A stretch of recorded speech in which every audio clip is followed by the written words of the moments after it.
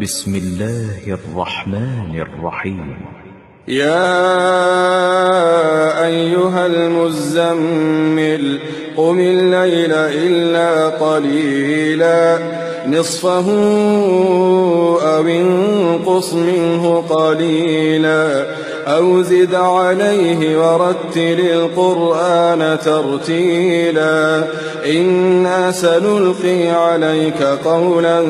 ثقيلا إن ناشئة الليل هي أشد وطئا وأقوم قيلا إن لك في النهار سبحا طويلا واذكر اسم ربك وتبتل إليه تبتيلا رب المشرق والمغرب لا إله إلا هو فاتخذه وكيلا واصبر على ما يقولون واهجرهم هجرا جميلا وذرني والمكذبين أولي النعمة ومهلهم قليلا إن لدينا أنكالا وجحيما وطعاما ذا غصة وعذابا أليما يوم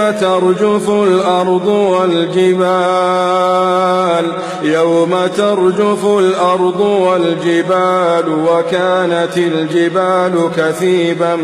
مهيلا إنا أرسلنا إليكم رسولا شاهدا عليكم كما أرسلنا إلى فرعون رسولا فعصى فرعون الرسول فأخذناه أخذا وبيلا فكيف تتقون إن كفرتم يوما يجعل الولدان شيبا فكيف تتقون إن كفرتم يوما يجعل الولدان شيبا يوما يجعل الولدان شيبا يوما يجعل الولدان شيبا السماء منفطر به كان وعده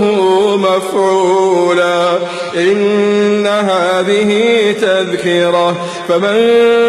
شاء اتخذ إلى ربه سبيلا إن ربك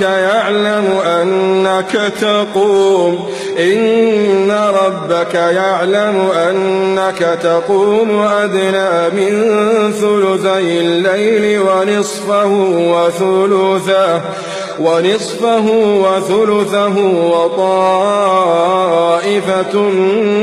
من الذين معك والله يقدر الليل والنهار علم أن لن تحصوه فتاب عليكم فاقرؤوا ما تيسر من القرآن علم أن سيكون منكم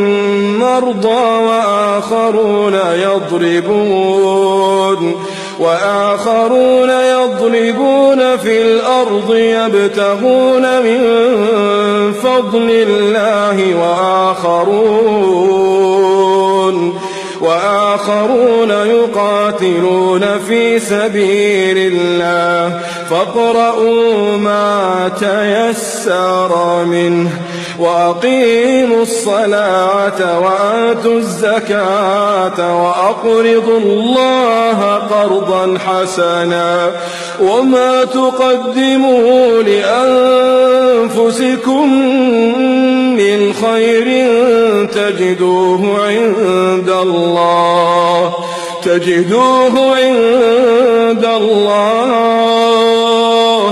هو خيرا